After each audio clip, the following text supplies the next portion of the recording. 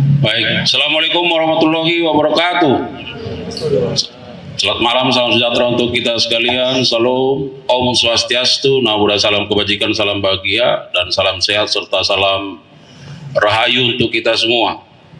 Pak Direktur Penyidikan yang kami hormati, rekan-rekan para Kasubdit dan penyidik pada jajaran Jampitsus, Kabitumetmas dan jajaran Puspenkum yang saya hormati, teristimewa buat rekan-rekan media yang hadir pada kesempatan yang baik ini.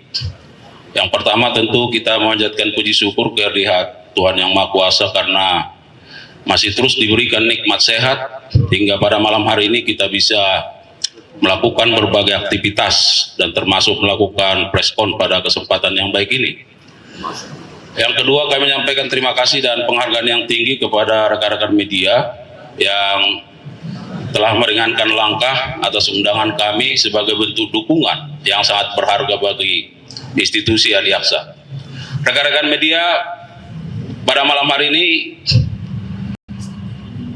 Direktur Penyidikan akan menyampaikan perkembangan penyidikan dugaan tindak pidana korupsi dalam tata kelola minyak mentah dan produk kilang pada PT Pertamina Subholding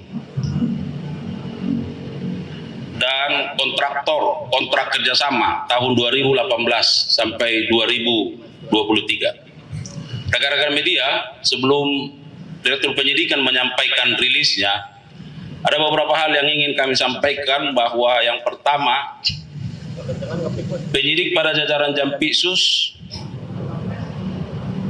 dalam perkara ini sesungguhnya telah melakukan pemanggilan dan pemeriksaan setidaknya terhadap 273 saksi dan ada 16 ahli dari berbagai latar belakang keahliannya. Dan beberapa waktu yang lalu, sebagaimana kita ketahui, 9 orang sudah ditetapkan tersangka dan saat ini berkas perkaranya sudah dilimpahkan ke tahap penuntutan. Dan kita harapkan dalam waktu dekat akan bisa dilimpahkan ke pengadilan oleh jaksa penuntut umum. Dalam perkembangannya, dalam pemeriksaan terhadap 273 saksi, bahwa penyidik menemukan fakta-fakta terkait dengan adanya keterlibatan berbagai pihak lain. Oleh karenanya, penyidik tentu setelah melakukan pendalaman, maka dilakukanlah pengembangan penyidikan, dan penyidik beberapa waktu telah melakukan ekspos terhadap perkara ini. Bagaimana nanti hasilnya, Direktur Penyidikan akan menyampaikan kepada kita semua. Oleh karenanya, rekan-rekan media, mari kita simak bersama hal-hal yang akan disampaikan oleh Direktur Penyidikan terkait dengan perkembangan penyidikan ini. Kepada Pak Direktur Penyidikan kami persilakan. Terima kasih. Assalamualaikum warahmatullahi wabarakatuh. Waalaikumsalam. Selamat malam. Salam sejahtera bagi kita semua. Yang saya hormati Bapak Kapus Penkum, beserta jajaran, para Kasubdit, terutama yang saya hormati teman-teman wartawan yang pada malam hari ini hadir meliput konfes yang diadakan oleh Pak Kapus Penkum. Untuk itu, saya akan menyampaikan perkembangan penyidikan perkara dugaan tindak pidana korupsi tata kelola minyak mentah dan produk kilang pada PT Pertamina Persero Holding dan kontraktor kontrak kerjasama. Pada hari ini, Kamis 10 Juli 2025, disampaikan perkembangan penanganan perkara dimaksud, yaitu perkara dugaan tindak pidana korupsi dalam tata kelola minyak mentah dan produk kilang pada PT Pertamina Persero Subholding dan kontraktor kontrak kerjasama tahun 2018 sampai dengan tahun 2023. Dari hasil penyidikan yang dilakukan secara maraton dengan jumlah saksi sebagaimana yang telah disampaikan oleh Pak Kapus Penkum, tim penyidik menyimpulkan telah diperoleh alat bukti yang cukup untuk menetapkan sebanyak 9 tersangka. Adapun ke-9 tersangka tersebut dapat saya sampaikan sebagai berikut. Yang pertama, tersangka AN selaku Vice President Suplai dan Distribusi Kantor Pusat PT Pertamina tahun 2011 sampai dengan tahun 2015. Yang kedua, tersangka HB selaku Direktur Pemasaran dan Niaga PT Pertamina pada tahun 2014. Yang ketiga, tersangka TN selaku VP Integrated Supply Chain tahun 2017 sampai dengan tahun 2018. Kemudian tersangka DS selaku VP Crude and Product Trading ISC Kantor Pusat PT Pertamina Persero yang menjabat sejak tahun 2019 sampai dengan 2020. Yang kelima, tersangka AS selaku Direktur Gas Petrochemical and New Business PT Pertamina International Shipping.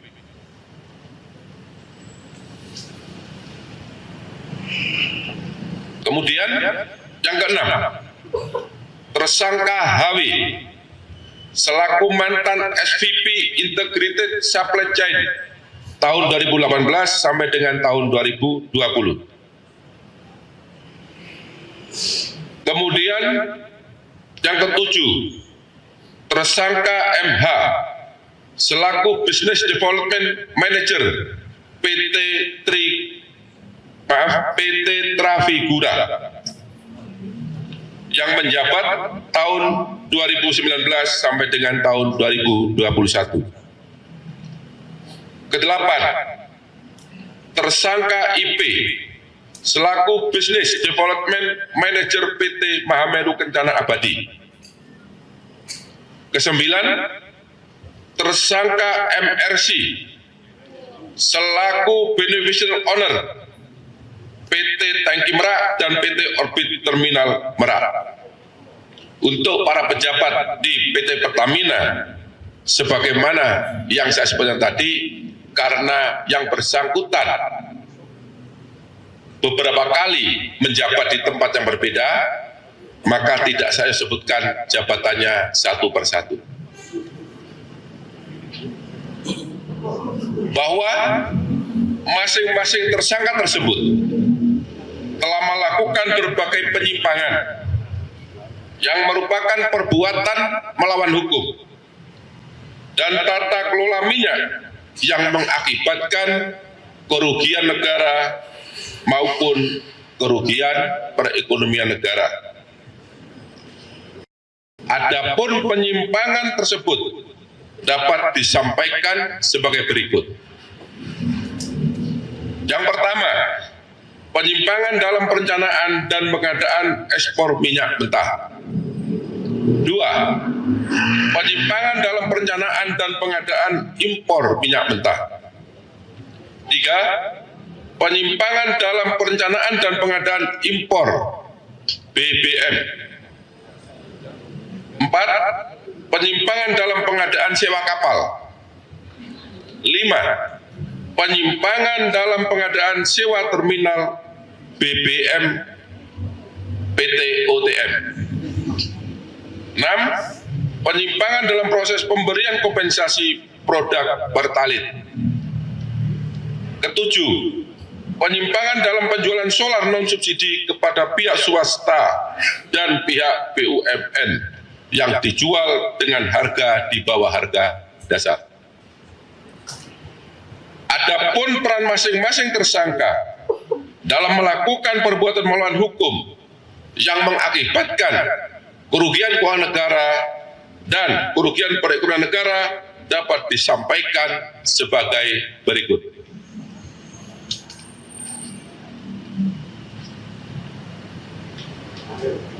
Tersangka AN memiliki beberapa peran, yaitu melakukan proses penyewaan OTM secara melawan hukum dengan menghilangkan hak kepemilikan Pertamina dan harga yang tinggi di dalam kontrak pengadaan. Bersama dengan tersangka HB melakukan proses penunjukan langsung kerjasama sewa TBB Emrak secara melawan hukum. Melakukan negosiasi harga sewa dengan mengakomodir nilai sewa yang mahal, yaitu sebesar 6,5 USD per kiloliter dengan menghilangkan skema pemilikan aset PT OTM. Selanjutnya, melakukan proses penjualan solar di bawah harga dasar secara melawan hukum kepada pihak BUMN dan pihak swasta. Dan yang terakhir, yang bersangkutan berperan dalam penyusunan formula kompensasi yang tinggi untuk produk pertalite secara melawan hukum. Tersangka HB bersama dengan tersangka AN mengakomodir penawaran dan melakukan proses penunjukan langsung kerjasama TBB Emrak secara melawan hukum yang seharusnya dilakukan dengan cara pelelangan. Kemudian melakukan proses penyewaan OTM secara melawan hukum dengan menghilangkan hak kepemilikan Pertamina atas objek sewa terminal BBM Emrak dan harga yang tinggi dalam kontrak atau perjanjian. 3. Tersangka TN melakukan dan menyetujui pengadaan impor minyak mentah dengan mengundang demut atau supplier yang tidak memenuhi syarat sebagai peserta lelang karena yang bersangkutan dikenakan sanksi karena tidak mengembalikan kelebihan bayar. Kemudian menyetujui demut atau supplier tersebut sebagai pemenang lelang meskipun praktek pelaksanaan pengadaan tidak sesuai dengan prinsip dan etika pengadaan, yaitu volume basit yang dicantumkan dalam lelang impor minyak mentah dan perlakuan istimewa kepada supplier tersebut. Untuk tersangka DS bersama dengan tersangka SDS dan tersangka JF melakukan ekspor penjualan minyak mentah bagian negara dan anak perusahaan hulu minyak Pertamina tahun 2021 dengan alasan terjadi ekses terhadap MMKBN dan anak perusahaan hulu Pertamina tersebut, padahal yang seharusnya minyak mentah tersebut masih dapat diserap oleh kilang dan tidak ekses yang harusnya dipergunakan untuk memenuhi kebutuhan minyak mentah dalam negeri. Kemudian di waktu yang sama, DS bersama dengan tersangka SDS dan tersangka YF melakukan impor minyak mentah dengan jenis yang sama dari luar negeri dengan harga yang lebih mahal. Maksudnya minyak mentah yang kualitas sama dengan harga minyak mentah di dalam negeri, tetapi harga impor ini, minyak mentah yang diimpor dengan kualitas yang sama ini harganya lebih tinggi. Untuk tersangka AS bersama-sama dengan tersangka SDS dan tersangka DW bersepakat menambah dan menaikkan nilai sewa kapal sebesar 13%. Dari nilai sewa kapal Olimpik Luna dari Afrika ke Indonesia dengan maksud agar harga pengadaan sewa kapal bisa di-markup menjadi 5 juta US dollar Amerika yang seharusnya berdasarkan harga publikasi atau harga HPS hanya sebesar 3.765.712 US dollar Amerika. Selanjutnya AS bersama-sama dengan tersangka DW dan tersangka AP mengkoordinasikan agar kapal Suezmax milik PT Jenggala Maritim Nusantara dimenangkan dalam proses pengadaan tender time charter di PT Pertamina International Shipping dengan cara mencantumkan syarat yang hanya bisa dipenuhi oleh kapal Suezmax milik PT Jenggala Maritim Nusantara. Kemudian tersangka HW melakukan kesepakatan dengan tersangka MH dan tersangka EC untuk melakukan penunjukan langsung kepada Trafigura Asia Trading sebagai penyedia dalam pengadaan produk gasolin untuk kebutuhan semester pertama tahun 2021. Padahal seharusnya pengadaan tersebut dilakukan melalui proses lelang khusus di mana semua mitra atau demut diundang untuk mengikuti tender atau lelang. Tetapi dalam kenyataannya, Trafigura Asia Trading tidak terdaftar sebagai mitra atau demut Pertamina yang seharusnya tidak dapat mengikuti pengadaan atau lelang. Kemudian HW menyetujui dan menandatangani kontrak penjualan solar kepada pihak swasta yang diketahui bahwa harga dalam kontrak tersebut di bawah harga dasar. Yang ketujuh, tersangka MH bersama-sama dengan tersangka HW dan EC bersepakat memenangkan kepada Trafigura Asia Trading dengan penunjukan langsung secara melawan hukum dalam pengadaan produk gasolin untuk semester pertama tahun 2021 yang mana diketahui bahwa Trafigura Asia Trading tidak terdaftar sebagai mitra atau demut di PT Pertamina Patraniaga yang seharusnya tidak dapat mengikuti atau tidak dapat diikutsertakan sebagai peserta lelang atau pengadaan. Kedelapan, tersangka IP bersama-sama dengan tersangka AP dengan sepengetahuan tersangka AS melakukan pengangkutan minyak mentah S-Krafos secara koloding menggunakan kapal Olimpik Luna dari Afrika ke Indonesia sehingga pengadaan bisa dilakukan secara penunjukan langsung dan juga mengondisikan harga penawaran agar sesuai dengan markup harga yang sudah disepakati bersama antara tersangka AS, tersangka SDS, dan tersangka DW. Sehingga dari selisih harga tersebut mengakibatkan kemahalan harga sebesar 15% dari nilai publikasi atau nilai HPS, dan tersangka DW mendapatkan keuntungan sebesar 3% dari nilai selisih tersebut. Kemudian yang terakhir, tersangka MRC melakukan perbuatan secara bersama-sama dengan tersangka HB, tersangka AN, dan tersangka GRJ secara melawan hukum untuk menyepakati kerjasama penyewaan terminal BBM Tangki Merak dengan melakukan intervensi kebijakan tata kelola PT Pertamina berupa memasukkan rencana kerjasama penyewaan terminal BBM Merak yang pada saat itu PT Pertamina belum memerlukan tambahan penyimpanan stok BBM. Kemudian menghilangkan skema kepemilikan aset terminal BBM Merak dalam kontrak kerjasama, serta menetapkan harga kontrak yang sangat tinggi.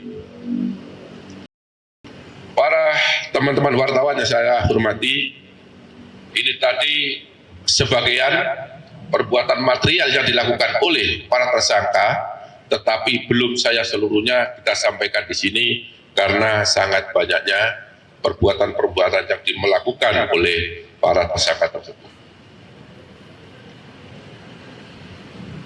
Perbuatan para tersangka sebagaimana tersebut di atas bertentangan dengan 1. Undang-Undang Nomor 22 Tahun 2001 tentang minyak dan gas bumi. Yang kedua, Undang-Undang Nomor 30 Tahun 2007 tentang energi. Keempat, Undang-Undang Nomor 40 Tahun 2007 tentang persiaran terbatas. Kelima, Peraturan Pemerintah Nomor 36 Tahun 2004 sebagaimana diubah dengan Peraturan Pemerintah Nomor 30 Tahun 2009 tentang kegiatan usaha hilir minyak dan gas bumi.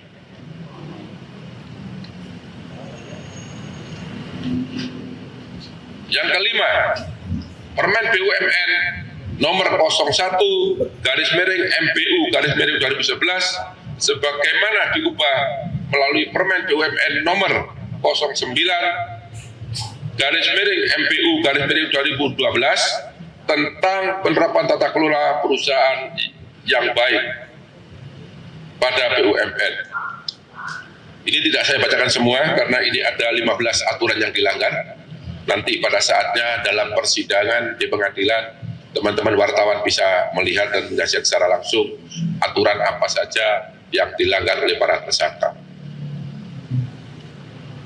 Perbuatan para tersangka melanggar pasal 2 ayat 1 atau pasal 3 junto pasal 18 Undang-Undang 31 tahun 1999 sebagaimana diubah dengan Undang-Undang Nomor 20 tahun 2001 tentang pemberantasan tindak pidana korupsi sebagaimana diubah dalam tentang perubahan pasal Undang-Undang 31 tahun 1999 junto pasal 55 ayat 1 ke 1 Kitab Undang-Undang Hukum Pidana.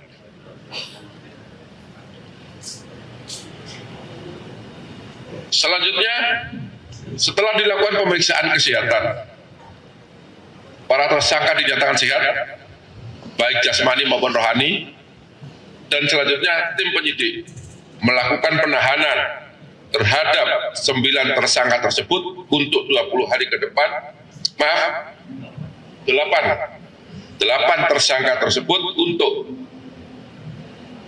20 hari ke depan, terhitung mulai tanggal 10 Juli 2025 hari ini. Berdasarkan surat perintah penahanan nomor 41 tahun 2025, nomor 42 tahun 2025, kemudian untuk tersangka TN nomor 37 tahun 2025, untuk tersangka DS berdasarkan surat perintah nomor 36 tahun 2025, untuk tersangka AS berdasarkan sprint nomor 40 tahun 2025, kemudian untuk tersangka HW berdasarkan surat perintah nomor 35 tahun 2025,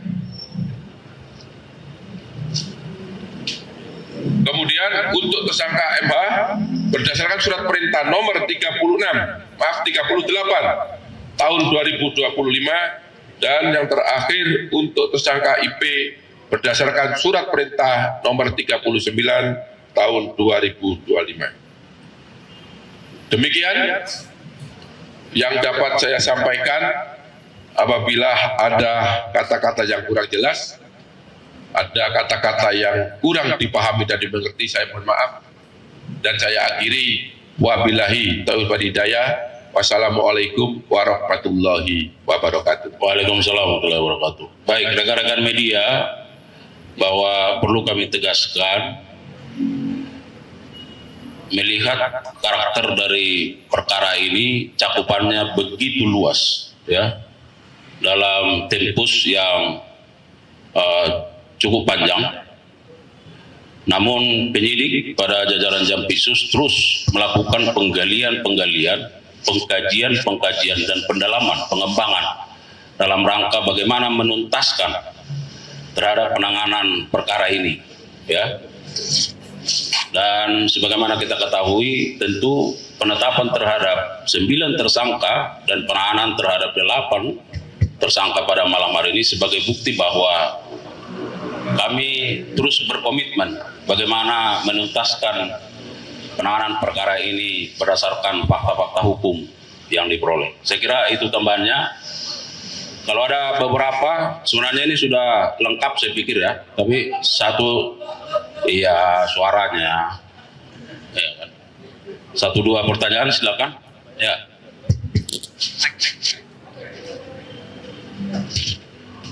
Pak Dirdik, izin, tadi itu di awal juga disebutkan adanya kerugian perekonomian negara. Ini yang tidak disebutkan di penyidikan awal. Yang di awal itu kemudian yang kali ini juga disebutkan lagi kerugian perekonomian negara. Apakah kerugian keuangan negara yang pernah diumumkan sebelumnya itu sama 193, dan kemudian berapa kerugian perekonomian negara yang baru dijelaskan tadi itu? Kemudian yang kedua terkait dengan tadi juga disebutkan tersangka MRC itu selaku beneficial ownership dari PT OTM. Apakah MRC yang dimaksud ini adalah mantan pejabat Petral dan saat ini keberadaannya ada di mana, ya Pak? Terima kasih, itu aja. Oh ya, tadi titipannya, apakah MRC ini yang dimaksud adalah mantan peninggi Petral, yang dimaksud itu Muhammad Riza Halid? Baik, silakan Pak Dir. Mungkin kalau itu sudah dijawab, udah clear, ya. Ya, terima kasih. Saya pertanyaan yang sangat baik, ya. Pertanyaan saya jawab bahwa memang pada saat awal penetapan tersangka yang pertama, tim penyidik menemukan bukti yang kuat adanya kerugian keuangan negara. Ya, seiring dengan perjalanan waktu, karena perkara itu terus berkembang, kami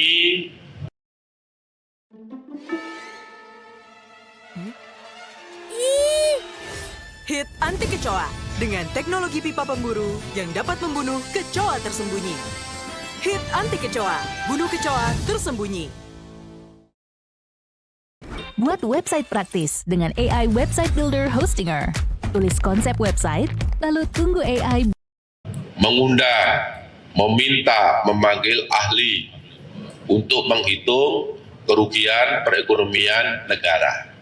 Ya, jadi benar tadi yang saya sampaikan, selain kerugian keuangan negara, penyidik juga menghitung kerugian perekonomian negara.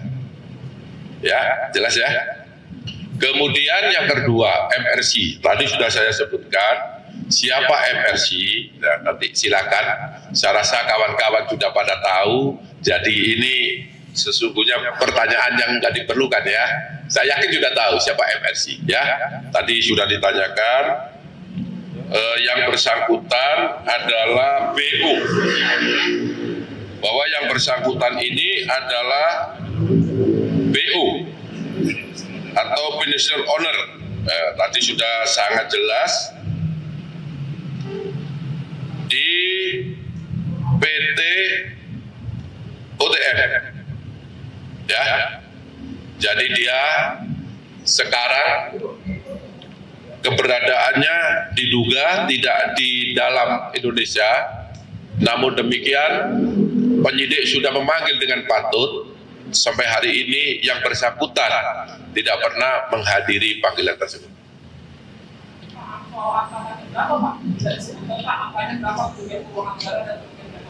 Ya. Bahwa kerugian perekonomian negara dari luar negara berdasarkan hasil penghitungan yang sudah pasti dan nyata jumlahnya, ya, itu totalnya 285 triliun 17 miliar 731 juta 964.389 rupiah. Ini terjadi dari dua komponen. Yang pertama kerugian keuangan negara, yang kedua adalah kerugian perekonomian negara. Jelas ya? Baik, saya kira cukup jelas. Masih ada? Tadi udah bertanya, ini titip ini, ada lagi, silakan. Izin bertanya, kan tadi menyambung sebenarnya. Tadi kan Pak Kohar menyebutkan bahwa si Riza Khalid ini diduga keberadaannya itu ada di luar negeri. Lantas upaya hukum apa yang dilakukan Kejagung? Apakah akan menerbitkan red notice kah terhadap yang bersangkutan? Mengingatkan sudah dipanggil berapa kali tapi tidak memenuhi panggilan. Terus yang kedua, tadi kan disebutkan bahwa PT Orbit Terminal Merak ini mendapatkan keuntungan dari perjanjian skema dengan Pertamina dengan penyewaan lahan yang seharusnya tidak dilakukan. Nah itu berapa nilai keuntungan yang diterima oleh PT Orbit Terminal Merak dari kerjasama yang telah dilakukan ini? Ya, jawab ya. Jadi penyidik sudah melakukan langkah-langkah, melakukan koordinasi. Yang pertama, pada awalnya para calon tersangka ini sudah dilakukan cekal. Kita waktu itu belum tahu di mana semua para tersangka ini. Ini sebagai langkah supaya calon tersangka, karena apa saya sebut calon tersangka? Penyidik sudah punya alat bukti tapi belum dideklar. Dengan maksud untuk membuat penyidikan, tidak mengganggu penyidikan, mempercepat penyidikan. Kita berasumsi positif supaya orang-orang tersebut tidak keluar negeri. Makanya kita jaga. Tetapi khusus MRC selama 3 kali berturut-turut dipanggil dengan patut, tidak hadir. Berdasarkan informasi yang bersangkutan tidak tinggal di dalam negeri, ya. Untuk itu kami sudah kerjasama dengan perwakilan Kejaksaan Indonesia di luar negeri, khususnya di Singapura, ya. Kami sudah ambil langkah-langkah karena informasinya ada di sana. Jadi langkah-langkah itu sudah kami tempuh untuk bagaimana kita bisa menemukan dan mendatangkan yang bersangkutan. Ya, saya rasa itu. Kemudian untuk OTM, maaf lupa, ya. OTM, bahwa perjanjian OTM antara Pertamina Patraniaga dengan PT OTM itu berlaku selama 10 tahun. Di mana dalam waktu 10 tahun itu seharusnya OTM itu menjadi milik PT Pertamina Patraniaga. Tapi klausul itu di dalam kontrak dihilangkan. Padahal berdasarkan hasil kajian dari Pranata UI itu sudah jelas apabila 10 tahun dengan harga yang saya sebut tadi itu sudah ada klausul Pertamina akan menjadi aset atau sharing aset menjadi milik PT Pertamina Patraniaga, tapi itu dihilangkan. Berapa kerugian? Kerugian berdasarkan hasil penghitungan BPK sebanyak 2,9 triliun khusus untuk OTM dengan hitungan total loss. Ya, jelas ya? Baik, saya kira cukup ya. Karena memang bahwa penyidikan ini masih terus berlangsung, maka tentu kita memberikan waktu dan ruang kepada penyidik dalam rangka mengumpulkan bukti-bukti untuk semakin membuat terang dari tindak pidana yang sedang ditangani. Saya kira demikian. Terima kasih yang setulus-tulusnya kepada media yang terus memberikan dukungan kepada institusi jaksa yang terus bergerak ke arah yang lebih baik. Mohon maaf kalau ada kekurangan. Billahi taufiq wal hidayah. Wassalamualaikum warahmatullahi wabarakatuh.